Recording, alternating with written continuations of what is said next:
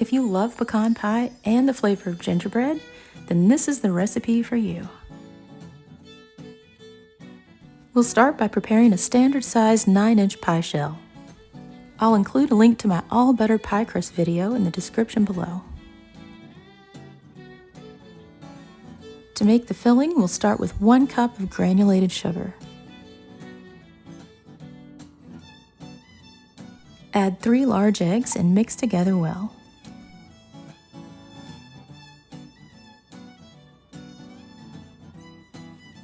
If you love baking, be sure to check out my holiday baking playlist.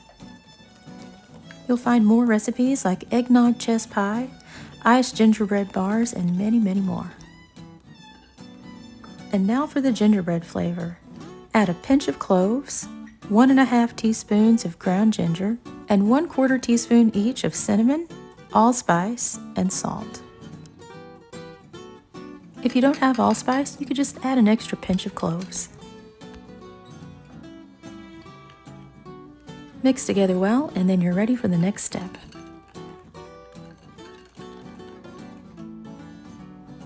Add 1/3 cup of molasses. This is another ingredient that really brings out the gingerbread flavor.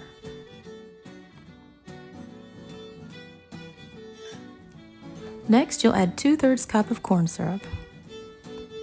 And if you'd rather not use corn syrup, you can always just replace it with the same amount of honey. Make sure the molasses and corn syrup are all mixed together well. And I wanted to give you a tip about the pie crust. If you're making an all butter pie crust, I would suggest making it first and place it in the freezer while you're mixing up your filling. Chilling the unbaked crust helps it to keep its shape as the pie bakes.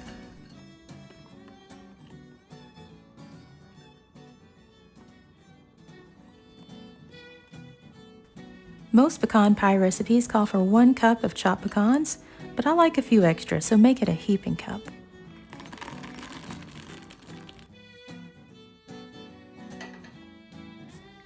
Next, you'll add 4 tablespoons of melted butter. My favorite for pie baking is salted Irish butter.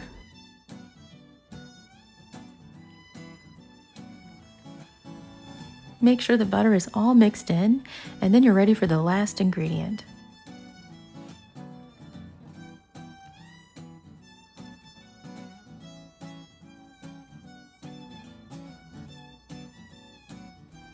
So this last ingredient is optional, but I highly suggest it.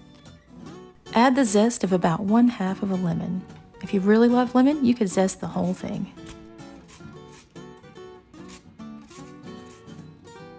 I remember having homemade gingerbread with lemon sauce when I was little, so the lemon zest adds a nice touch. And it cuts just a little bit of the sweetness and balances the flavor out just right.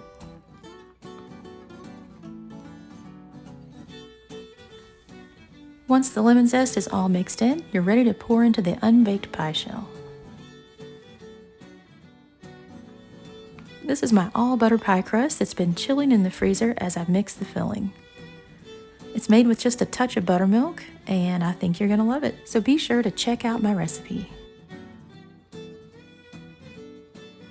Your pie is ready to bake as is, or you could decorate with a few extra pecans.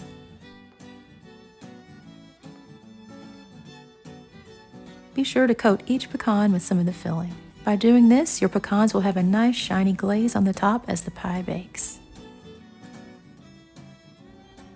Place your pie in a preheated 325-degree oven, and it'll probably bake for at least an hour. Mine baked for a total of 1 hour and 16 minutes. I placed mine on the next to the lowest rack in my oven.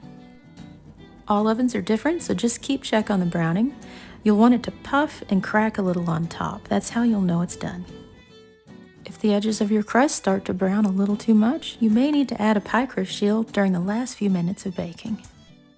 I hope you'll try this recipe, and if you do, let me know what you think. Thanks for watching, and I'll see you next time.